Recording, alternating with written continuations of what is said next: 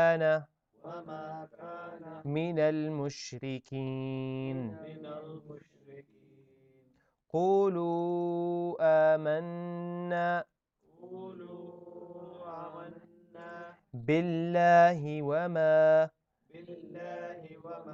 أنزل إلينا أنزل إلينا وما أنزل إلى وما أنزل إلى إبراهيم وإسماعيل إبراهيم وإسماعيل وإسحاق ويعقوب وإسحاق ويعقوب والأسباط والأسباط وما أوتي موسى وما أوتي موسى وعيسى وعيسى وما أوتي وما أوتي النبيون من ربهم النبيون من ربهم لا نفرق لا نفرق بين أحد بين أحد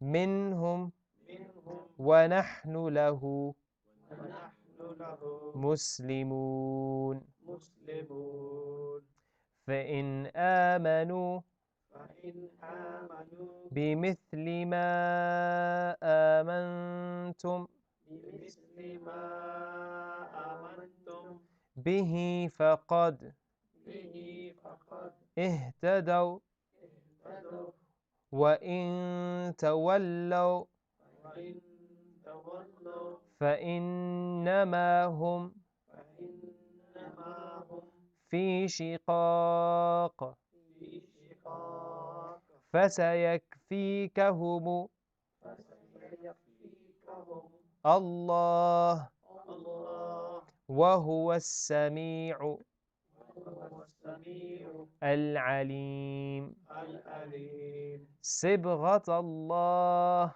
صبغة الله ومن أحسن ومن أحسن من الله من الله صبغة صبغة ونحن له عابدون ونحن له عابدون قل أتحاجوننا قل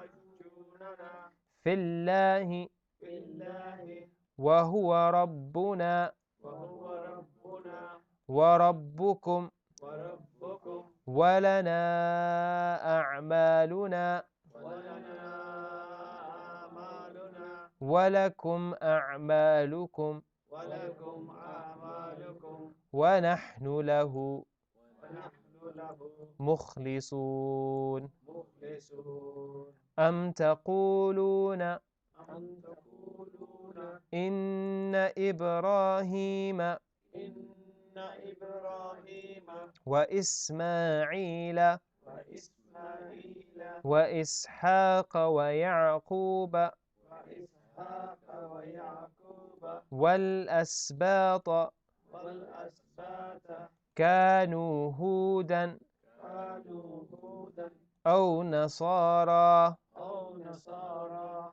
قل أأنتم قل أأنتم أعلم أم الله أعلم أم الله ومن أظلم ومن أظلم ممن كتم ممن كتم شهادة عنده شهادة عنده من الله من الله وما الله وما الله بغافل بغافل عما تعملون عما تعملون تلك أمة تلك أمة قد خلت قد خلت لها ما كسبت لها ما كسبت ولكم ما ولكم ما كسبتم كسبتم ولا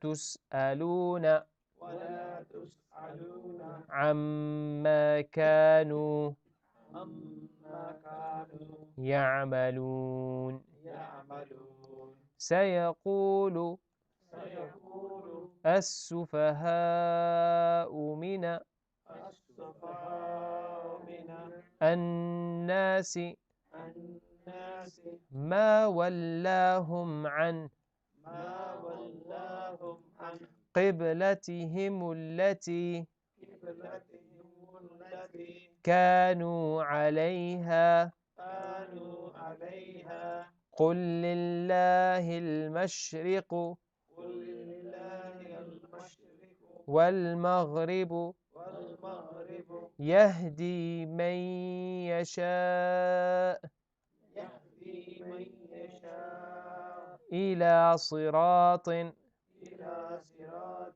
مستقيم مستقيم وكذلك جعلناكم وكذلك جعلناكم أمة وسطا أمة وسطا لتكونوا شهداء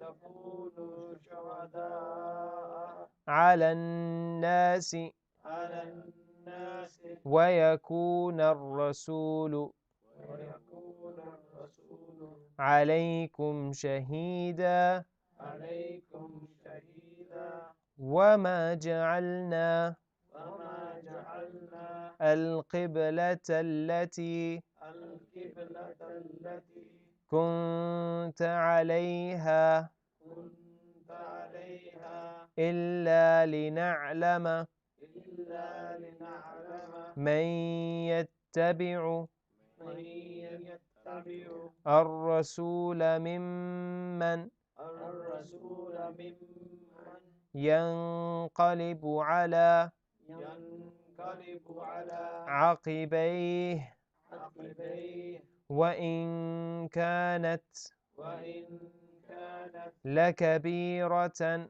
لكبيرة إلا على الذين إلا على الذين هدى الله هدى الله وما كان وما كان الله ليضيع الله ليضيع إيمانكم إيمانكم إن الله إن الله بالناس لرؤوف بالناس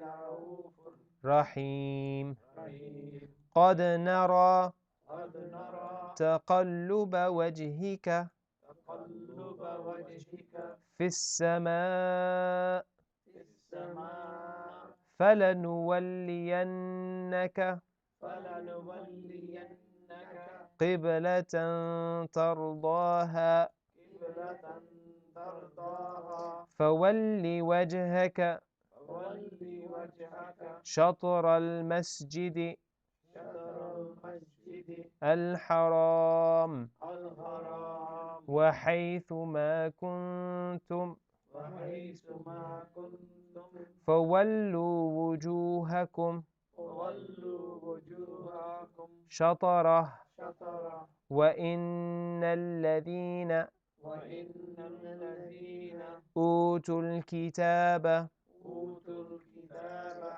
ليعلمون يعلمون أنه الحق أنه الحق من ربهم من ربهم وما الله وما الله بغافل بغافل عما يعملون عما يعملون ولئن أتيت ولئن أتيت الذين أوتوا الذين أوتوا الكتاب بكل الكتاب بكل آية ما آية ما تبعوا قبلتك تبعوا قبلتك وما أنت وما أنت بتابع قبلتهم بتابع قبلتهم وما بعضهم وما بعدهم بتابع قبلة بتابع قبلة بعض بعد ولئن اتبعت ولئن اتبعت أهواءهم أهواءهم من بعد من بعد ما جاءك ما جاءك من العلم من العلم إنك إذا إنك إذا لمن الظالمين لمن الظالمين الذين آتيناهم الذين آتيناهم الكتاب الكتاب يعرفونه يعرفونه كما يعرفون كما يعرفون أبناءهم أبناءهم وإن فريقا وإن فريقا منهم ليكتمون منهم ليكتمون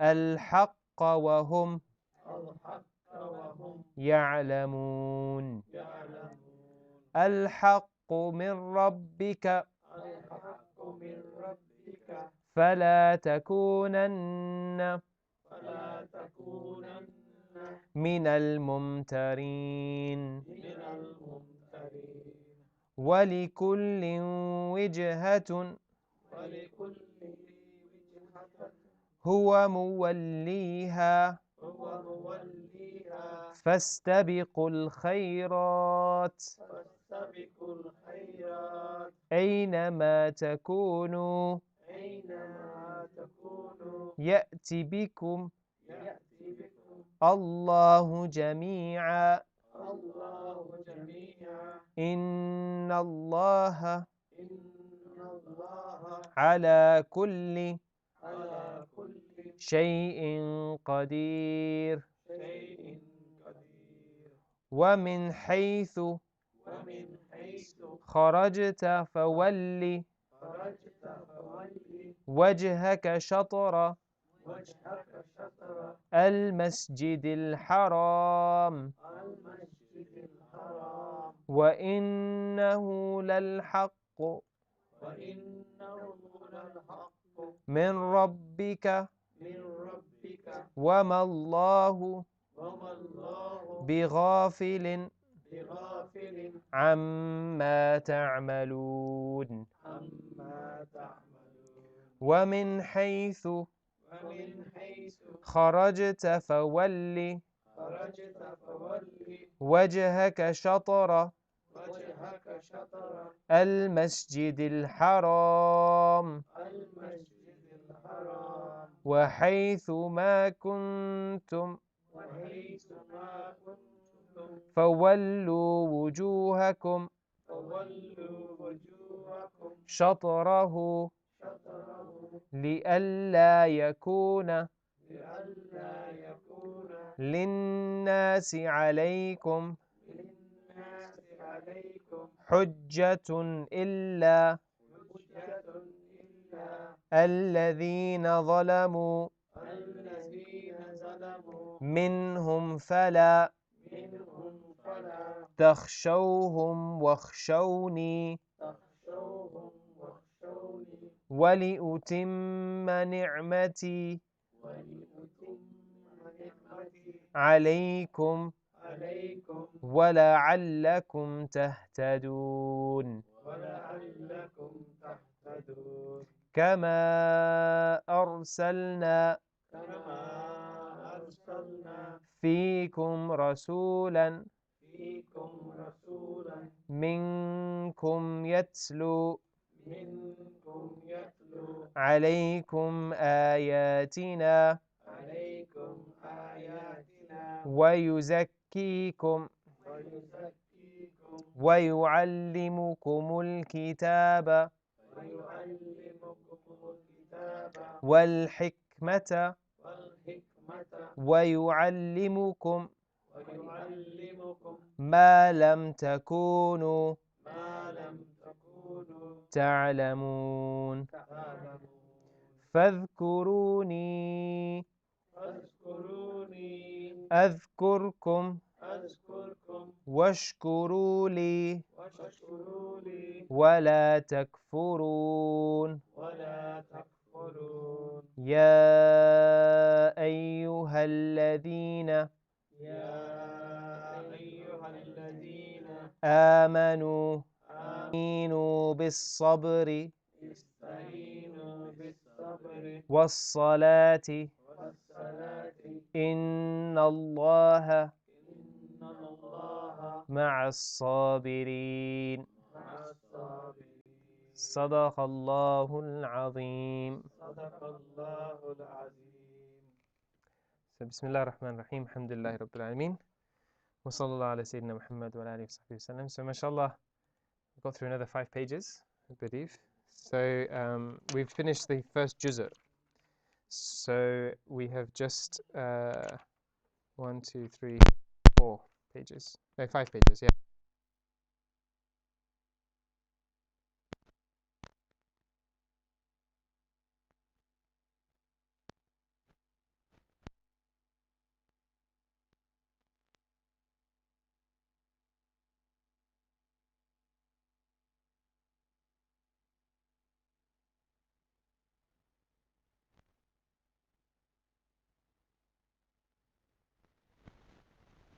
Probably wouldn't be in the last month, but we're kind of getting through that.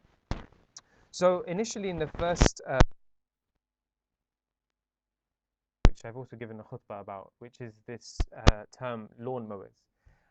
Each letter stands for a particular way to analyze the Quran, for you to reflect upon so when you're reading. So this is beyond just looking at the meaning, which is what the translation is, but it's digging a little deeper. And it's giving you tools to reflect upon so that you have something to take away and to understand what Allah has used and why and where.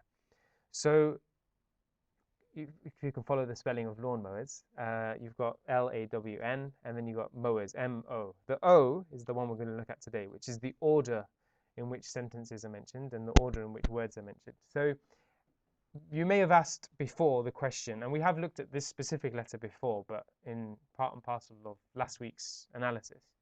But I wanted to give you an example of how Allah Azza has used a different order in different verses to illustrate a point. And this is something that I think is kind of very interesting. So Allah Azza says, so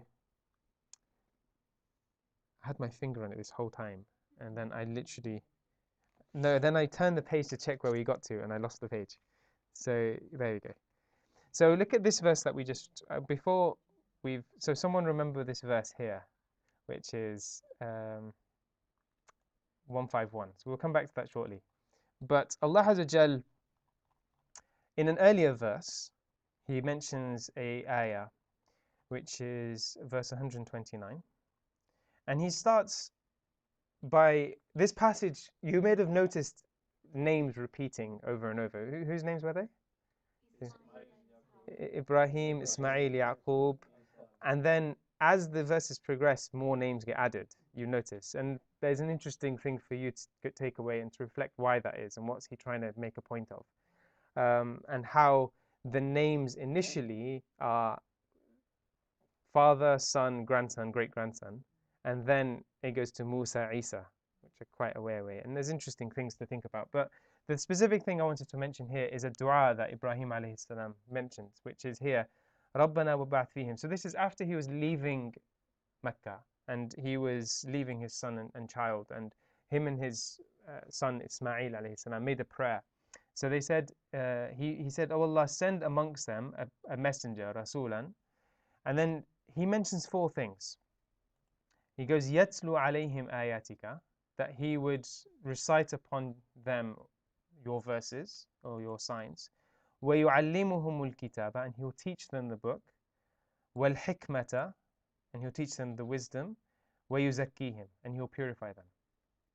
Okay, so the order, he has what? He says, يُعَلِّمُهُمْ يَتْلُو عَلَيْهِمْ آيَاتِكَ, he recites the ayahs. He teaches them the book, يُعَلِّمُهُمُ الْكِتَابَ, he teaches them wisdom, and he purifies them. Okay, so that's the order in which that was mentioned. Now let's go to the last verse, which was, you can remember, 151. I was hoping we'd get to it I was like, if we don't get it, it's going to ruin my plan. So Allah Azza wa Jal then later on, and look at this. There's lots of reflections, subhanAllah. Look how long it takes before the answer comes. And look at the passage that comes between and who he's talking about. What did I mention before about the messengers mentioned? So initially he mentions who? His son, Ibrahim, Ismail, Ishaq, Yaqub, and then he mentions Musa, Isa.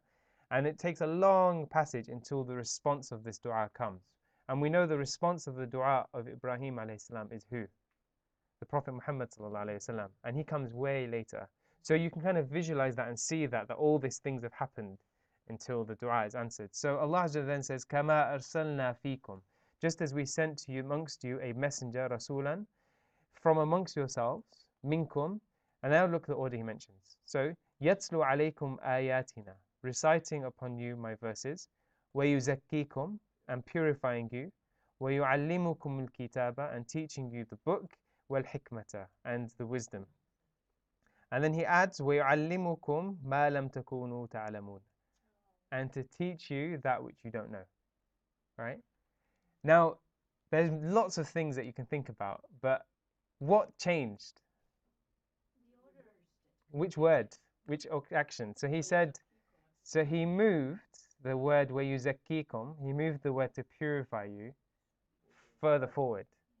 And the rest of this, وَيَعَلِّمُهُمُ الْكِتَابَ, and to teach the word, the book, and wal-hikmata, the wisdom, after. So he's bumped up the dua, right? He's bumped up that bit to a bit above. Why? And what significance does that have?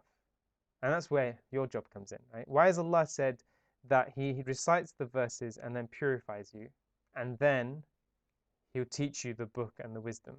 And then He adds an extra, and He teaches you that which you don't know, right? Because that wasn't in the initial verse. So the thing I want you to think about, and I can't do all the work for you, but the thing I want you to think about is there's subtleties in the Quran. And these subtleties are gems for you to uncover and to reflect upon. And you won't come when you're just reading quickly or you're reading the English translation, it would be there actually if you get a good translation. But these kind of gems, nothing is placed in the Quran without significance. And the order in which Allah mentions something is an order which He requires you to think why. And this is an example of that. So some of the thinking I gain, brothers, you cannot access a book, you cannot access guidance from Allah until you purify yourself. And it's a teaching that stems from the Prophet ﷺ and has passed through every person since then. In that if a person comes to you, even if he wants guidance, he has to go through a period of purification. He has to sincerely remove himself and obey, remove his own desires in order to come closer to Allah Azza wa Jal. And then after that, Allah will what? Teach you the book and wisdom, yeah? And then He'll teach you that which you don't know. And it's interesting because these three things, teaching you the book is a very physical thing. You're learning the book, you're understanding the book. Wisdom is kind of a tear up. It's like you've learned the book, but now you learn how to apply the book. And then after everything, there's stuff you'll never know except Allah that teaches you. And you see that hint at the three grades of Islam: Islam, Iman, Ihsan. Right? So Islam is where you access knowledge, you access Allah, you learn things. Iman is given to you. Hikmah is not something you attain or you can achieve. It's something that's gifted. And Allah gifts that to people. And like He says in the Quran, وَلَقَدْ آتَيْنَا لُقْمَانَ الْحِكْمَةِ, we gave Luqman wisdom. He didn't say Luqman was a wise man. Or He says we gave him. And then the last one is, we teach you that which you don't know, which is to worship Allah as if you see Him. And if you don't see Him, know that He sees you, which is this ability of accessing this kind of direct connection and being close to and connected to Allah Azza wa Jal. And Allah knows best. But the point I want to make here is this is the kind of thing I want you to be doing. And this is one letter. I was thinking I would probably make it a bit more structured now. So I'm going to try and go through each one of the letters as we're going through them. But these sorts of things, as you're reading the Quran, inshallah, as your Arabic gets stronger and as you begin to connect the Arabic with the English, you can begin to make these connections yourself. And I actually encourage you to do that. I do this with the kids at my Sunday school class. And it's amazing. Some of the kids have really gone leaps and bounds from where they started. And you only realize that a year later when new kids join. and they think, wait, these guys actually know a lot more. But it teaches you an appreciation of the Quran you wouldn't have had otherwise. So there's, I suppose, a often quoted evidence for the letter O, as to why the order matters, and this is an example from the Quran. I'll leave for yourselves to think about other things as you're reading them, inshallah.